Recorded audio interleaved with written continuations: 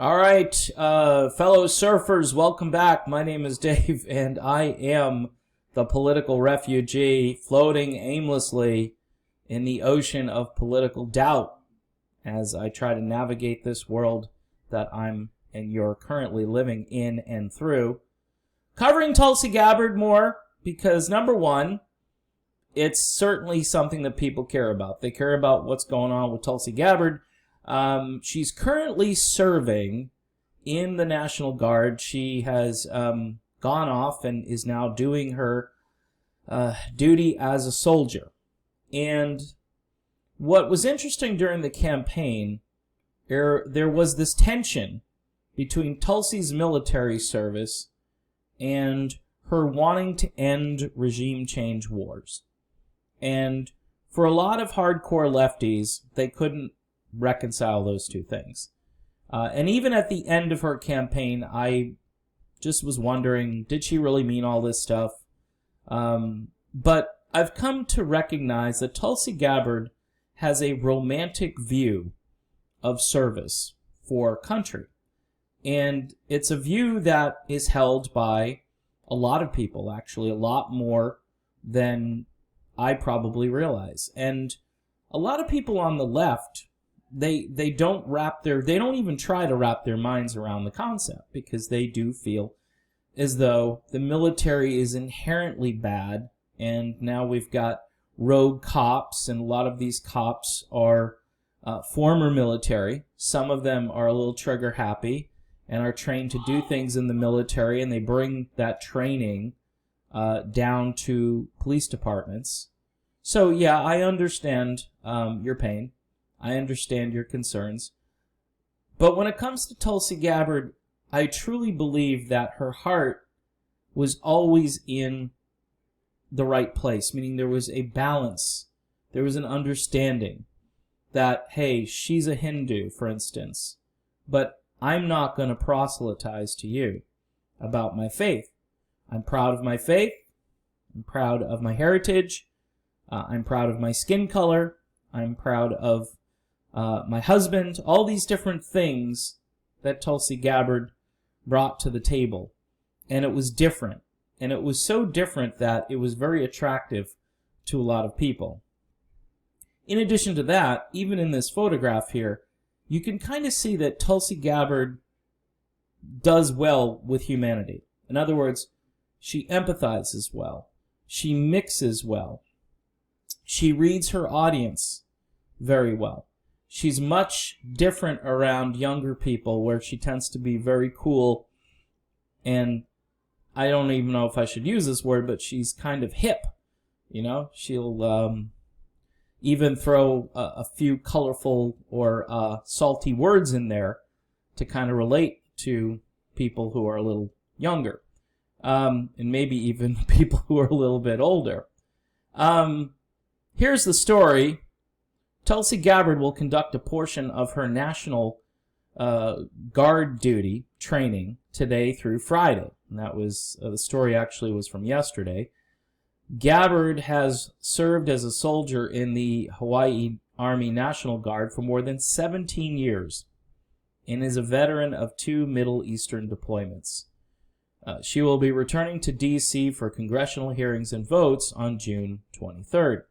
One of the reasons I think Tulsi Gabbard dropped out of the race, in addition to the fact that there was really no path for her moving forward to get the nomination, one of the reasons I think she dropped out was, I think, her commitment to service. From what I understand, she made that decision based on the fact that the local papers in Hawaii were criticizing her because she was missing votes, and they were complaining that she was an MIA congresswoman, and that isn't going to sit well with a soldier. So the soldier said, you know what, I've got a job. I was elected to serve these people, so I'm going to go back and serve them. You know, I wanted to serve in a larger capacity, but the party I'm running in and the media, and we can go down the list, and certainly that list is a comprehensive list of people who stood in her way, including former Secretary of State Hillary Rodham Clinton. By the way, the defamation lawsuit was recently dropped, and I think even in that gesture, look, there was probably little or no chance that Tulsi was going to win the lawsuit, but even in that gesture, I think she's saying, you know what, guys, I'll play the game. And a lot of people hate those words when a politician decides to play the game. But, you know, this is a chess match, and these are the first few moves for Tulsi Gabbard. Obviously, in 2016, she was this rising star. She, out of principle, decided to back Bernie Sanders. In hindsight, I can honestly say that might not have been the best idea for Tulsi Gabbard. But I think at the moment she was really worried about Hillary Clinton's foreign policy, or the lack thereof, or the warmongering nature.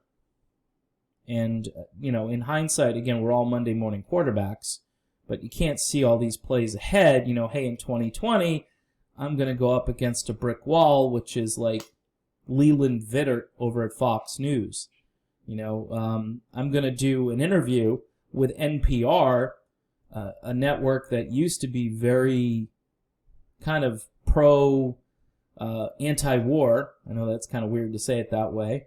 But now is being funded and gets money from the deep state. So they have to have kind of a deep state outlook on things. And I remember that interview was one of the worst moments of the campaign. I think Tulsi basically just walked out of the studio. And the woman interviewing her was just perplexed because she's always interviewed hawks, military hawks. And these are supposedly people on the left, because that's the way NPR tends to skew.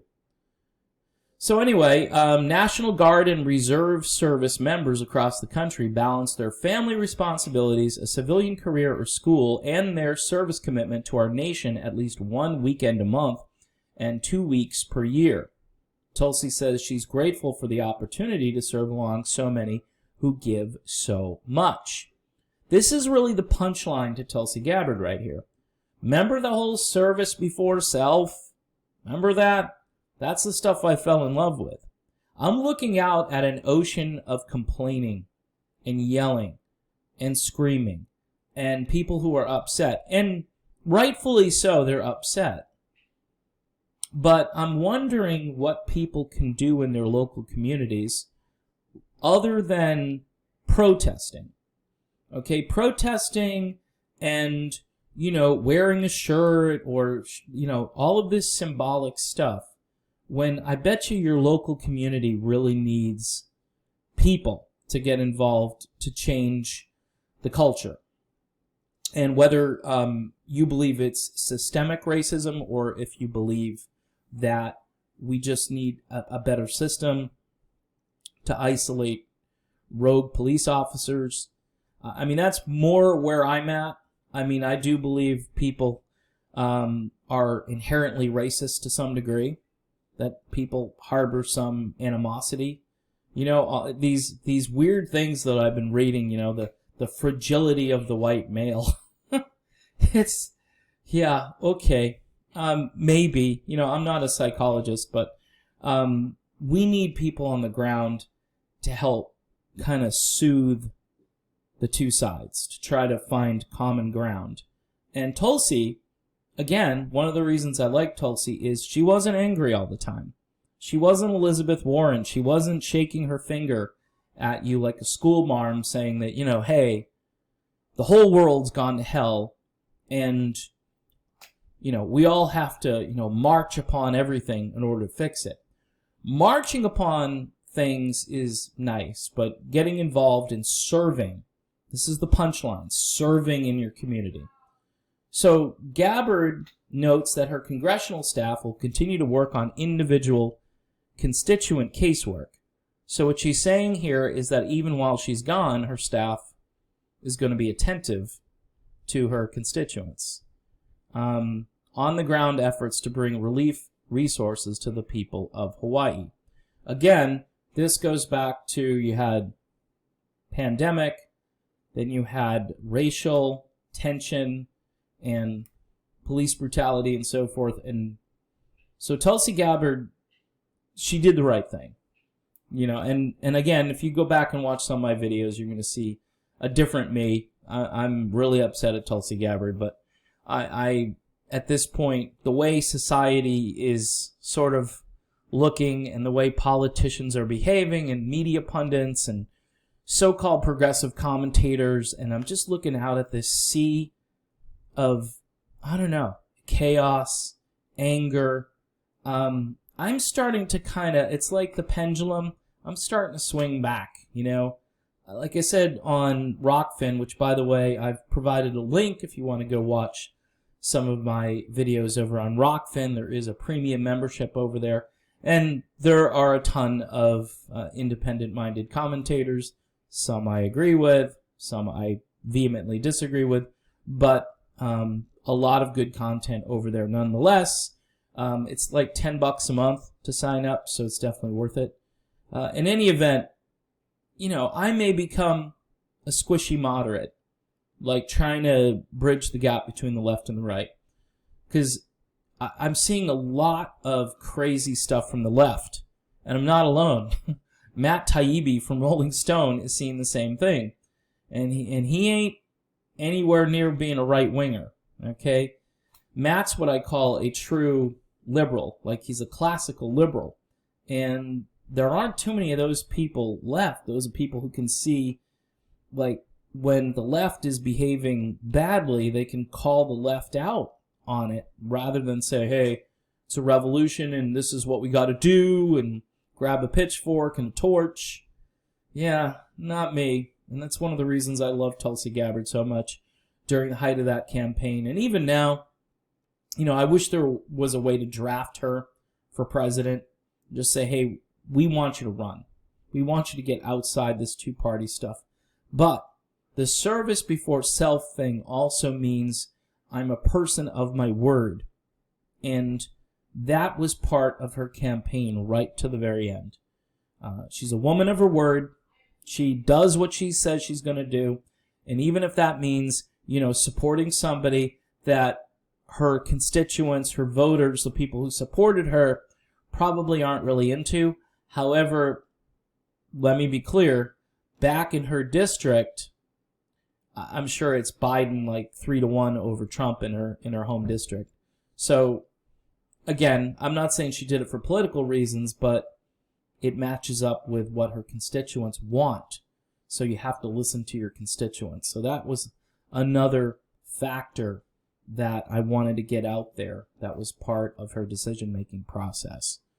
So there you have it, folks. Tulsi Gabbard, service before self, something that I think offends the left. And I think that was one of the reasons, you know, channels like TYT, they're just people that felt threatened by her service and her just knowledge on most issues. She just, you know, you think you got her. You're going to play a game of gotcha with Tulsi Gabbard.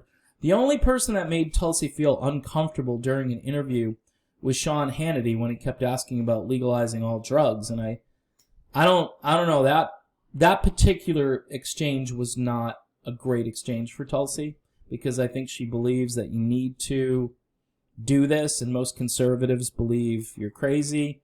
So I think she was a little hesitant to give that answer. I think in the end, she'd probably just settle for cannabis. And, you know, if we can decriminalize some of the others, but maybe not all of them, that's kind of where I'm at. And there's the squishy moderate thing. And some would say even I'm way over more on the left with that, because people on the right don't want to legalize hard drugs. And most of them don't anyway. Most are okay with marijuana, and I think that's where we ought to go. And I think Tulsi's position is a good one, which ends the federal prohibition on all cannabis, which right now makes perfect sense. So there you have it. Again, a video in the can on my channel, The Political Refugee. Please subscribe if you haven't. Hit the bell if you want notifications. And again, check me out over on Rockfin. See you soon.